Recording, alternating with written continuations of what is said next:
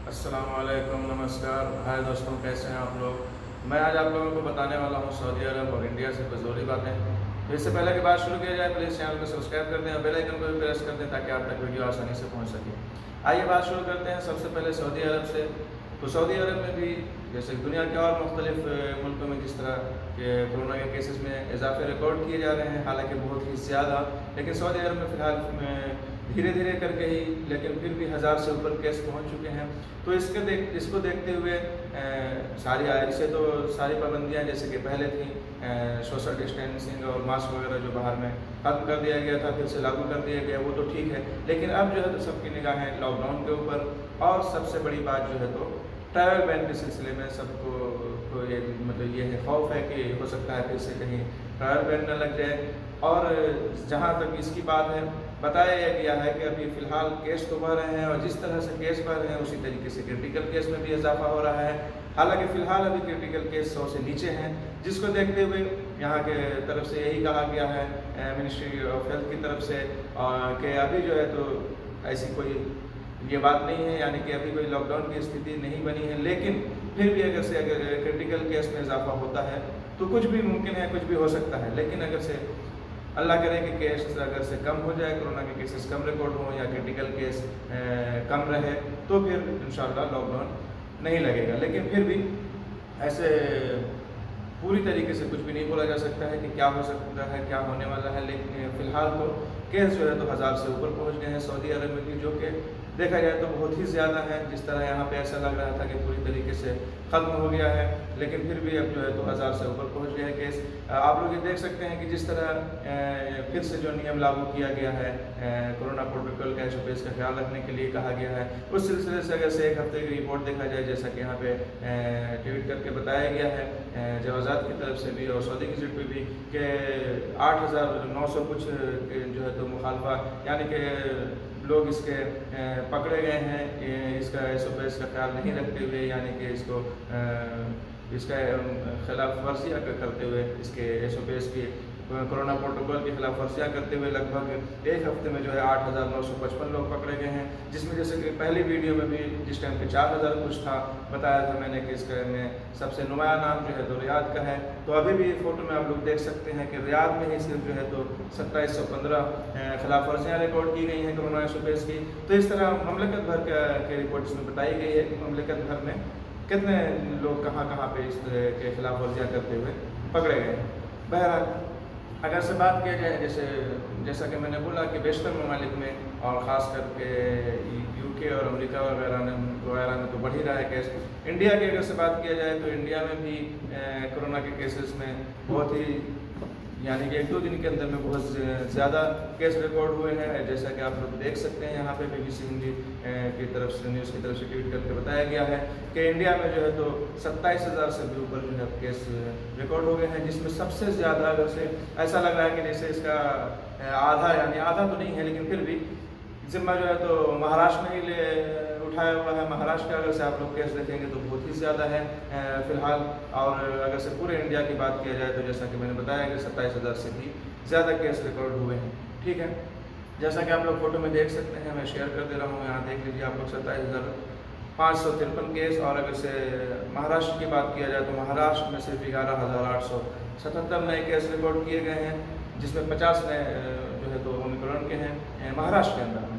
तो इस तरह अगर से, जहाँ तक मैंने वीडियो की शुरुआत में कहा कि ट्रायल बैन का खौफ या लॉकडाउन का, तो अगर से सऊदी अरब में कुछ यानी कि नहीं भी बढ़ता है, लेकिन इंडिया में जिस तेज़ी से बढ़ रहा है, तो अगर से इंडिया में खुदा न खास्ता जैसे कि तीसरी लहर की बात हो रही है, दूसरी लहर जो कि आप लोगों को पता है कि पिछले साल आई थी, उसी तरह इस तेज़ी से बढ़ते हुए जैसे कि 6-7 हज़ार आने के बाद, उसके बाद 12-15-16 हज़ार, उसके बाद अब 27,000, तो इस तेज़ी से बढ़ते हुए देखते हुए तो जाहिर सी बात है ख़तरा महसूस हो रहा है तीसरी लहर का। तो अगर से तीसरी लहर आती है और खुदा न खास्ता कुछ ऐसा ज़्यादा केसेस रिकॉर्ड होते हैं, तो फिर जाहिर सी बात है और देश जो कि पिछली बार जिस तरह बहुत सारी कंट्रीज़ ने ट्रायल बैन कर दिया था, इंडिया पर जो है तो बैन लगा दिया था, तो उस तरह हो भी सकता है। हम ये नहीं कह रहे हैं कि ऐसा हो, अल्लाह न करे कि हो, लेकिन फिर भी आगाह करना ज़रूरी है। इंसान को जो है तो आने वाला वक्त कैसा होने वाला है इसके बारे में जान नहीं सकता है इंसान कन्फर्म, लेकिन सोचना ज़रूरी है कि ऐसा हो सकता है। ठीक है, तो इस हवाले से जिन लोगों को ट्रैवल करना है, जैसा कि मैंने पहले भी कहा था कि अगर से सऊदी अरब से या कहीं से भी आप इंडिया जाना चाहते हैं छुट्टी, तो बूस्टर डोज लेकर जाएं।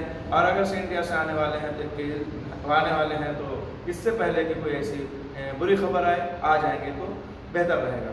ऐसे तो आप लोगों को पता है कि बंद होने के अलावा भी इंसान आता है कहीं से, यानी कि किसी दूसरी कंट्री में यहाँ गुजारने के बाद 14 दिन, लेकिन वो बात अलग है और डायरेक्ट की बात अलग है। हालांकि पैकेज देखा जाए तो पैकेज डायरेक्ट का भी बहुत ही महंगा है। अगर से दुबई और नेपाल के हवाले से बात किया जाए तो उससे भी ज़्यादा का ही पैकेज है डायरेक्ट सऊदी का। लेकिन फिर भी एक इंसान को जो है तो खौफ नहीं रहता है, डर नहीं रहती है। डायरेक्ट यहाँ आ गए, यहाँ आने के बाद अगर क्वारंटाइन में रहें, चाहे जहाँ भी रहें, तो उतना टेंशन की बात नहीं रहती है। दूसरे देश में रहने पर जो है तो इंसान को टेंशन बना रहता है। ठीक है, तो बहरहाल इस तरह के सिचुएशन है, इस तरह की स्थिति है पूरी दुनिया में। अगर से कहा जाए तो गलत नहीं होगा कि दोबारा से जो है तो जैसा कि मैंने पहले की भी किसी वीडियो में बोला है कि 2020 का जो है तो माहौल बनता हुआ दिखाई दे रहा है और रियली में ऐसा ही लग रहा है कि फिर से जो है तो तीसरी लहर आ रही है। और इंडिया में भी और जगहों पे भी, जैसा कि यूके, अमेरिका, फ्रांस वगैरह की बात किया मैंने।